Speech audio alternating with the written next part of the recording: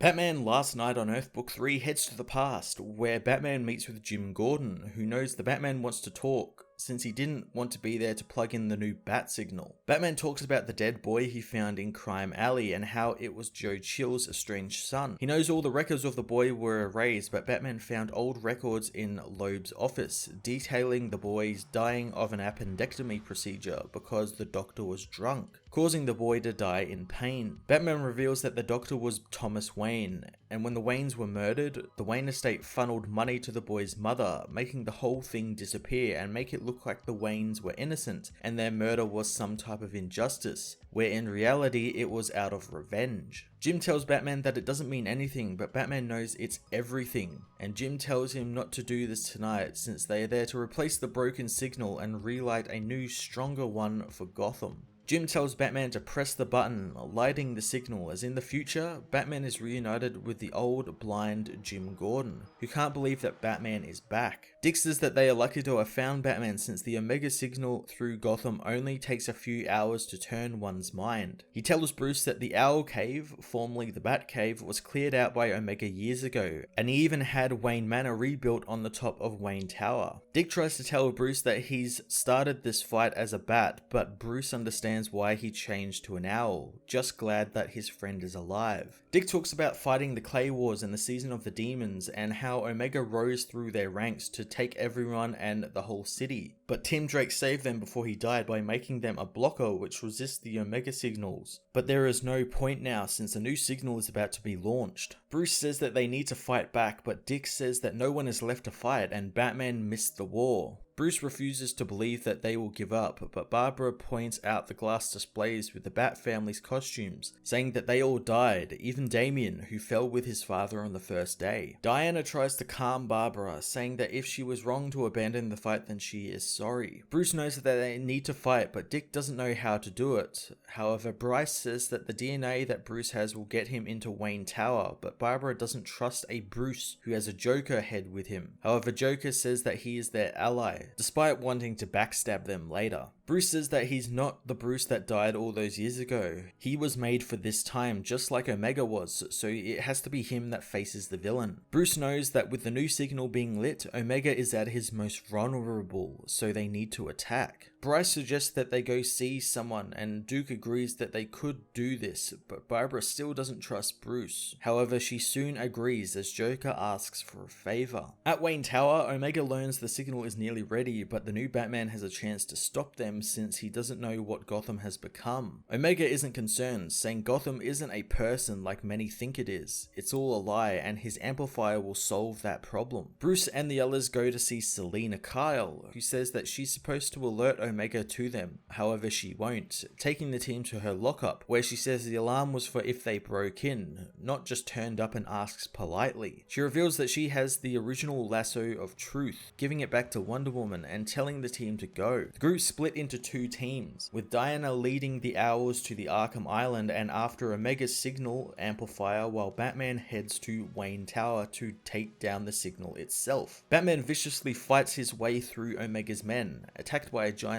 robot. Batman calls for Joker, who arrives in Tim Drake's old armor, using it to blast the robot and kill it. Diana and the Owls meanwhile make it into Arkham Island, using some of Jervis's tech to camouflage themselves from Omega's men, allowing them to waltz right in. Batman and Joker make their way to Wayne Tower, where Bruce uses his fingerprints to access the building. Diana and her team make it past the indoctrinated villains, but they lose contact with Bruce, as Barbara tells Bryce to activate the universal answer once they reach a door they cannot open, learning from Diana that the Riddler created the device and used it to open all of the doors at the Hall of Justice once, flooding it with the infected Omega people. The door opens as Joker and Batman find Omega's Batcave, which is filled with trophies of conquest. Batman wonders what happened to this Bruce to make him like this, since they both came from the same person. However, he doesn't recognize this Batman. Joker says that people change as suddenly they are both captured by Wayne Tech capture bonds, which squeeze them the more they struggle. Omega arrives, welcoming Bruce as Diana finds that the Omega amplifier is Martian Manhunter. Diana tries to talk to her friend, but John tells her to die, sealing the room with Diana in it. Bruce meanwhile is stripped of his costume as Omega hooks him up to the Mobius chair, telling Bruce that he's half jealous of the man's body since it's so young and unscarred. He tells Bruce that the chair once granted omnipotence, but he's repurposed it, so with a flick of a switch, he will be made like Omega. Joker attacks, but Omega is faster, smashing up the armor Joker was wearing and breaking Joker's glass jar, smashing in his head. Omega doesn't want Bruce to feel bad for him, since Joker died as he always wanted to, fighting Batman. Bruce says that the real Bruce Wayne would be ashamed of Omega and he's an abomination. Omega disagrees, removing his mask and revealing that he is the real,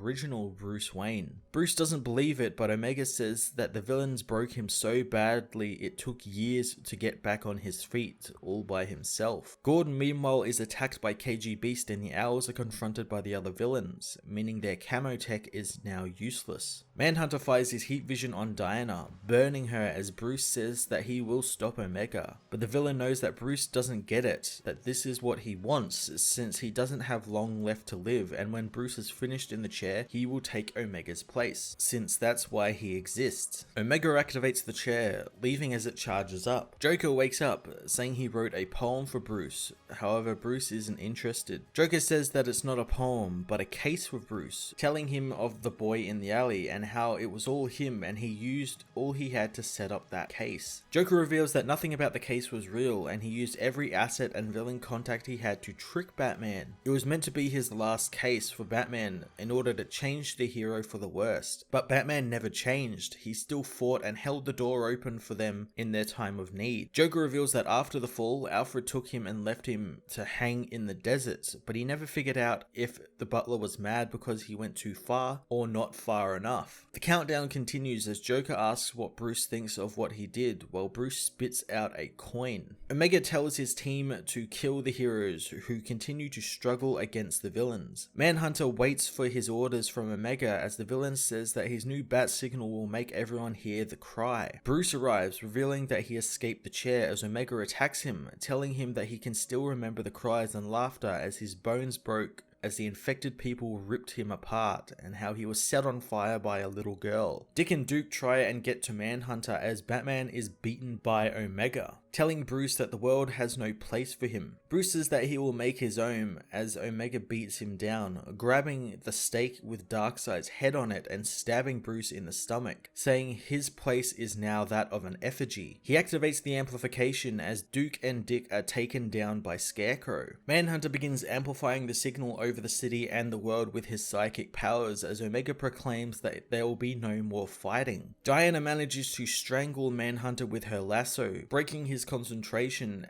as Bruce gets up, facing Omega, who rips the bat signal symbol off and uses it as a weapon. Omega says that the people will kill each other if he doesn't do this, but Bruce is fine with that, smashing the villain with the stake. Bryce gets ready to sacrifice herself with a grenade to kill the villains as Bruce stabs Omega through the neck with the stake, saying that Batman isn't special, but because Batman is a bat in a storm of bats, that's what makes him special and all he will ever be. As Omega bleeds out, he says that the people will just break Bruce's heart. Bruce tells him to look at the city, since apparently the villains planned all of this and planned for Bruce to follow him, but what if that's not really what happened, and what if despite all this Omega still thinks something is there, and even after everything, the old Bruce held the door open one last time. Sometime later, Batman draws an X to mark a spot on the sidewalk, telling the others to stand back. Bruce asks if Diana has heard anything from her Amazons, but she says that the sea storms are getting worse, and with magic coming back, it's making things even worse. Diana knows that word of their victory is spreading through the world as Barbara says that Wallace says that the Green is ready for a new avatar. Dick tells him that something is coming through the portal above them as a familiar rocket falls towards Earth. As Joker thinks about the poem in his head, Batman, along with his new family and old family, retrieve baby Kal-El from his rocket. Batman Last Night on Earth Book 3 capped off Scott Snyder and Greg Capullo's final word on their Batman story, at least for now, in an utterly satisfying, hopeful way. I loved how in the darkness that was the ruined future Earth, Batman became the light and the spark of hope, all while having the book end with Batman actually rebirthing the literal symbol of hope. The book was a fantastic meta commentary on Bruce Wayne as a character, as well as his relationship with Joker, which had a great spin put on it through these books, with him becoming a new Robin and Batman's greatest friend in a way. This story, along with their stellar run on the character's solo book through the New 52, as well as what they're doing in Justice League at the moment, kind of solidifies Scott Snyder and Greg Capullo as the greatest Batman creative team of the 2010s. I'm going to give this issue a 10 out of 10.